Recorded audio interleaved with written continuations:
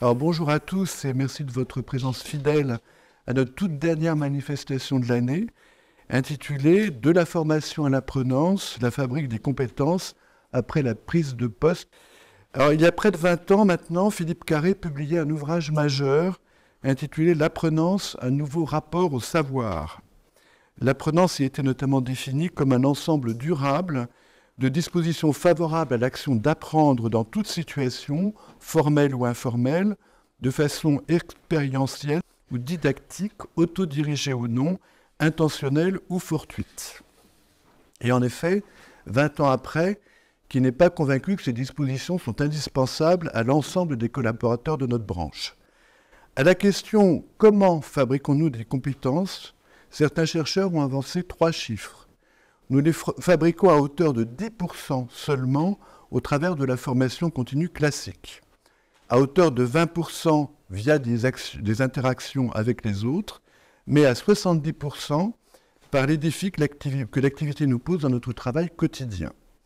Pourtant, si nous regardons maintenant sur quoi portent nos études et nos travaux, on peut penser ici aux Romains, ces proportions s'inversent. C'est alors peu dire à quel point nous risquons de passer à côté du sujet si nous nous focalisons notamment trop et exclusivement sur la seule formation classique. Ce hiatus devrait plutôt nous conduire à la question suivante, au temps de la relation client, du digital et du travail complexe. Comment les entreprises d'assurance favorisent-elles des environnements propices à l'apprenance ?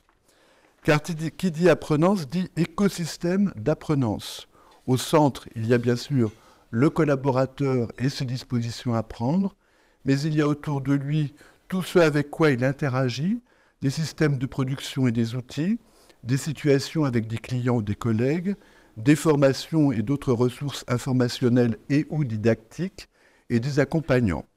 Il y a de plus un réseau plus ou moins dense de relations humaines avec des formateurs, des tuteurs, des managers et encore des collègues.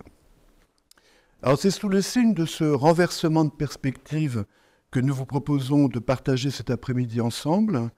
Alors pour introduire notre sujet, l'émérite Michel Payet présentera quelques idées clés tirées de l'étude que l'Observatoire publie aujourd'hui sur la fabrique des compétences après la prise de poste.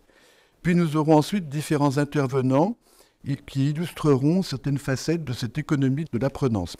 Alors lors de la première table ronde, Myriam Zouhari de l'ENAS, Elisabeth Dorme de la CNP, que je ne présente plus. Dans la seconde table ronde participeront Sophie Luce du groupe AMA et Justine Delaspre de la MACSF. Elles apporteront quelques éléments de réponse à la question « Quel futur pour la fonction formation au temps de l'apprenance ?» Et après ce tour d'horizon, nous nous rapprocherons davantage encore de l'apprenant lui-même, puisque c'est quand même le centre de cette étude, et nous demanderons à Marc Dennery, expert formateur et cofondateur de C-Campus, de nous dire où en est l'état de l'art lorsqu'il s'agit de développer chez l'apprenant ces précieuses dispositions à l'action d'apprendre. Alors, merci encore de votre présence, ici ou à distance, et surtout, je vous souhaite une très bonne conférence. Bon après-midi.